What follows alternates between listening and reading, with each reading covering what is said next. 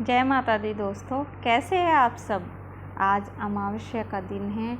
आज देव पितरों को मनाने का दिन है, देव पितरों का पूजा अर्चना करने का दिन है, उनका पिंडदान करने का दिन है। आज के दिन स्नान करने के बाद में देव पितरों की पूजा की जाती है, उनको जल अर्पित किया जाता है, उनको भोग लगाया जाता है। आज अमावस्या भाद्रपद की अमावस्या पड़ रही है और ये भाद्रपद की जो अमावस्या आती है ये बहुत ही शुभ होती है। वैसे तो हर महीने अमावस्या पड़ती है, लेकिन कुछ कुछ खास अमावस्या होती है जो कुछ उसमें आती है। एक कात्तक की अमावस्या होती है, एक चैती अमावस्या होती है, एक भाद्रपद की अमावस्या होती है। कुछ अमावस्या ऐसी होती है जो खास होती है। आज के दिन देव पितरों को भोग लगाना और उनकी पूजा अर्चना करने का विधान आता है, उनकी पूजा अर्चना की जाती है। आज अमावस्या के दिन ही ये उपाय करने से अगर आपके पितृ देवता आपसे नाराज़ है या आपके ऊपर आप पितृ का कुछ दोष चल रहा है, कुछ परेशानियां आपके घर में चल रही है पितृ संबंधी, तो वे दूर हो जाती है। उनकी ये उपाय करने के बाद उनकी आप पर कृपा शुरू हो जाती है, मतलब होनी शुरू हो जाती है। अगर कोई काम आपका नहीं बन पा रहा है, आपका कोई काम बिगड़ा हुआ है, घर में आर्थिक तंगी बनी हुई है, या आप कर्ज में डूबे हुए हैं, या आपकी उन्नति नहीं हो रही है, कोई लगातार आपके घर में बीमार है, उसकी वो बीमारी नहीं जा रही है, तो ये उपाय करने से आपको इस मतलब इन सब परेशानियों से आप मुक्त हो जाते हो। ये उपाय दोस्तों बहुत ही प्रभावशाली है, क्योंकि मैंने भी 2010 तक मैंने बहुत झेला है इस चीज़ को, और मुझे किसी पंडित ने बताया था जब मैं ज़्यादा परेशान हो गई थी, तो मैंने भी ये उपाय किया है और वाकई में दोस्तों 100% ये काम करता है।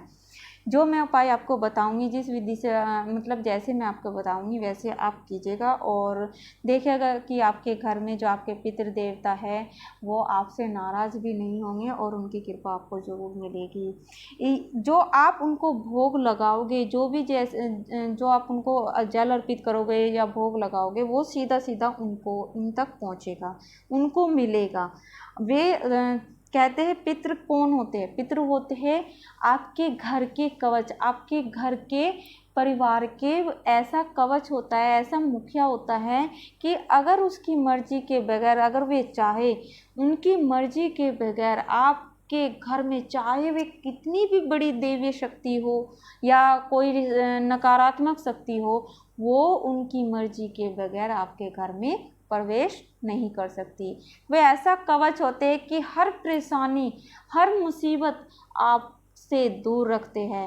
वे अगर कोई परेशानी आने वाली होती है या कोई मुसीबत आने वाली होती है, तो वो आपको बिना पता लगे ही, मतलब आप तक बिना पहुँचे ही वे बाहर से बाहर ही उस परेशानी, उस मुसीबत को वे दूर कर देते हैं।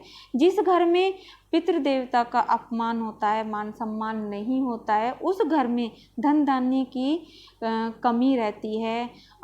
कोई अगर बीमार चल रहा है, बीमारी घर कर लेती है, या आर्थिक तंगी आपकी स्थिति आप जो धन धान्य की मतलब वो होती है, बरकत रुक जाती है घर की। और जैसे छोटे मोटे एक्सीडेंट होना, लगातार किसी बीमार सदस्य चल रहा हो आपके घर में, आपने उसको बहुत दिखाया लेकिन कहीं से भी आपको उसको आराम नहीं मिल रहा है, तो ये सब क्या होता है? पितृदोष होता है। और एक चीज़ और बता देती हूँ मैं आपको, ये इसका संबंध इनसे भी होता है, पशु और वाहन से भी होता है, इनका सीधा सीधा संबंध होता है।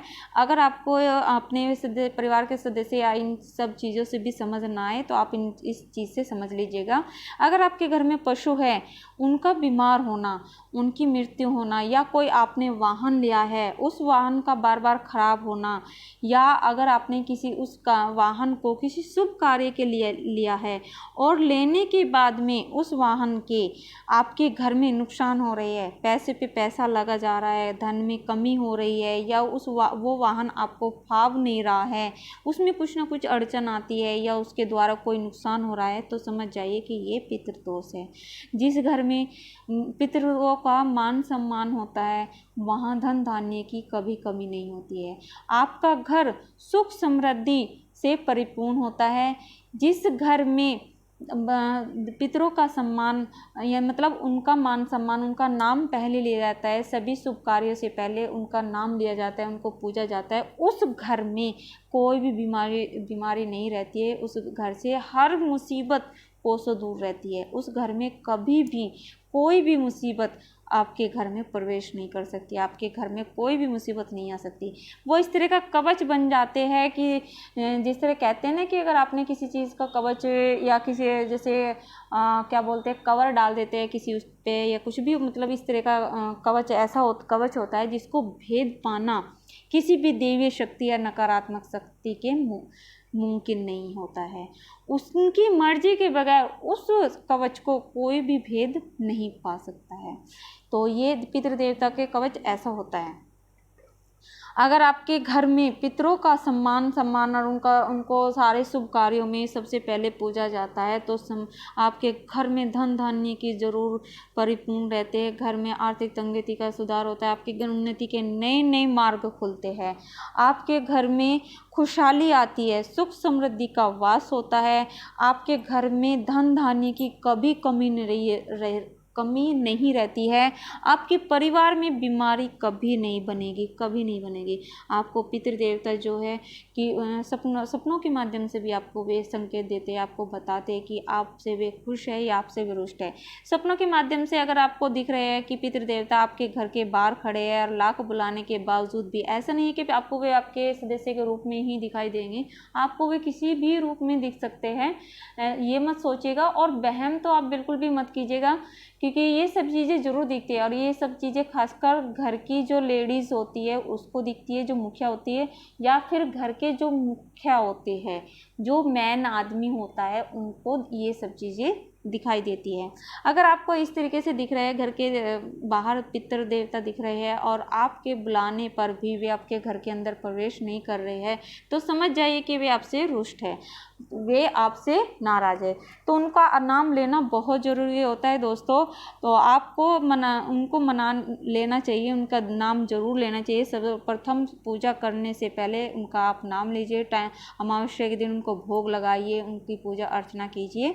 तो आइए मैं आपको बता देती हूँ वो कौन सा उपाय है जिसके करने से आपकी सारी पितृ से संबंधित सारी परेशानियाँ दूर हो जाएगी। और ये जरूर होगा, 100% होगा। आप इस पर थोड़ा सा आप विश्वास रखना पड़ेगा। ऐसा नहीं है दोस्तों ये जल्दी हो जाएगा, ये कम से कम इसमें 10 से 15 दिन लग जाएंगे, लेकिन होगा ज़रूर। और ये उपाय करने के बाद से आपको 2 या 3 दिन में ही इसका फ़र्क दिखना शुरू हो जाएगा। तो आइए मैं बता देती हूँ आपको क्या करना है। 2 रोटी का आटा ले लीजिए और उसको गूँथ लीजिए। लेकिन गूँथना कैसे है, उसको बिना नमक डाले गूँथना है दोस्तों, नमक नहीं डालना है। कुछ जगह बिना नमक डाले वो नमक डाल के गूँथते हैं। जो भी प्रसाद होता है वो बिना नमक डाले आटा गूँथता है। तो ले लीजिए, उसमें 2 रोटी का आटा बना लीजिए, गूँथ लीजिए। गूँथने के बाद में उसके 2 पेड़े बनाइए। 2 पेड़े बनाने के बाद में शक्कर या गुड़ लीजिए। मैं 2 चीज़ इसलिए बता रही हूँ क्योंकि कहीं कहीं ये गुड़ अवेलेबल नहीं होता है, किसी के घर में नहीं होता है, तो आप शक्कर ले लीजिए। और उसमें 1 चम्मच आप घी डालिए। घी डालने के बाद में उस मिश्रण को आप पेड़े के अंदर इस तरीके से बंद कीजिए कि अब वो मिश्रण आपको दिखाई ना दे। उसको अच्छी तरीके से बंद करने के बाद में अपने ऊपर से उस पेड़ों को 7 बार उतार लीजिए। 7 बार उतारने के बाद में गौशाला या अगर आपके घर में गौ माता है तो आप उनको खिला दीजिए। खिलाने के बाद में वहाँ से आप आ जाइए। आने के बाद में मतलब पीछे मुड़ के नहीं देखना है आपको। जब आप वहाँ से खिलाने के बाद चलेंगे, पीछे मुड़ के मत देखिएगा। आने के बाद में मुँह हाथ धो लीजिए और धोने के बाद में आप अपने जैसे आप अगर उसको जो आप पेड़ा दे रहे हो उनको आप खिलाओगे तो आपको अपने पितरों का नाम जरूर लेना है दोस्तों। मैं भूल गई थी बताना, आपको अपने पितरों का नाम जरूर लेना है। और खिलाने के बाद में आने के बाद में आप मुँह हाथ धो लीजिए। धोने के बाद आप देखिएगा आपको 2 या 3 दिन में आपके घर के हालात सुधरने शुरू हो जाएंगे। आपको कर्जों से मुक्ति मिलनी शुरू हो जाएगी। आपकी बीमारी दूर होती चली जाएगी। आपके घर में उन्नति होती चली जाएगी। आपके उन्नति के नए नए रास्ते खुलने शुरू हो जाएंगे। आपका रुका हुआ धन भी आपके पास आ जाएगा और जो है आपके घर में बरकत होनी शुरू हो जाएगी। तो यही था उपाय, कर लीजिए। अगर आपको ये वीडियो अच्छी लगी है तो लाइक कीजिएगा, चैनल को सब्सक्राइब कीजिएगा। जय माता।